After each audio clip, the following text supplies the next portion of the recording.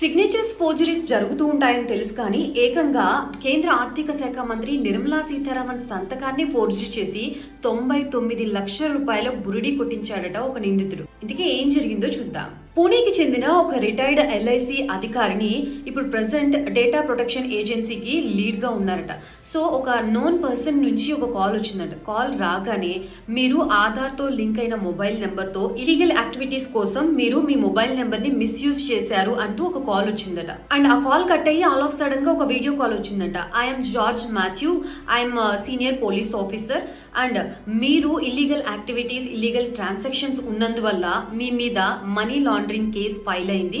So వెంటనే మీ bank accounts ని seize చేస్తున్నాం అని చెప్పాడట. సో ఈ డిజిటల్ క్రైమ్ చేసినందుకు you got a warrant from Nirmala Sitharaman అని చెప్పి నిర్మలా సీతారామన్ గారి ఫోర్జరీ చేసిన సిగ్నేచర్ తో ఒక వారెంట్ ని తనకి పంపించాడంట. అండ్ దాని తర్వాత వాట్సాప్ కాల్ కట్ చేయొద్దు, మీరు ఇన్వెస్టిగేషన్ ఆఫీసర్ అబ్జర్వేషన్ లోనే ఉండాలి అని చెప్పి కండిషన్ పెట్టాడట. సో దీంతో ధృవీకరణ కోసం మీ అకౌంట్ లో ఉన్న అమౌంట్ అంతా కూడా ఆర్బీఐకి ట్రాన్స్ఫర్ చేయాలి అని కండిషన్ పెట్టారట.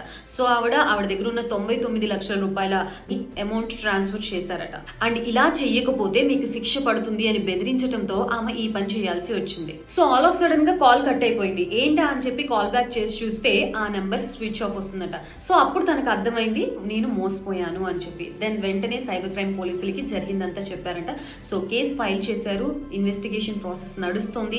ఈవెన్ దో డిజిటల్ అరెస్ట్లు అనేవి అసలు ఉండవు, ఏదైనా డైరెక్ట్ గా పోలీస్ స్టేషన్ కి తీసుకెళ్లి ఇన్వెస్టిగేషన్ జరుగుతుంది. కానీ ఇలాంటి డిజిటల్ అరెస్ట్, డిజిటల్ ఇన్వెస్టిగేషన్స్ అనేవి జరగవు అని చెప్పి ఎంత అవేర్నెస్ క్రియేట్ చేస్తున్నా కానీ ఇలా ఎడ్యుకేటెడ్ పర్సన్స్ కూడా మ్యానిపులేట్ చేసే అంత ఇదిగా ఈ సైబర్ నేరగాళ్ల మోసాలు పెరిగిపోతున్నాయి. So be careful.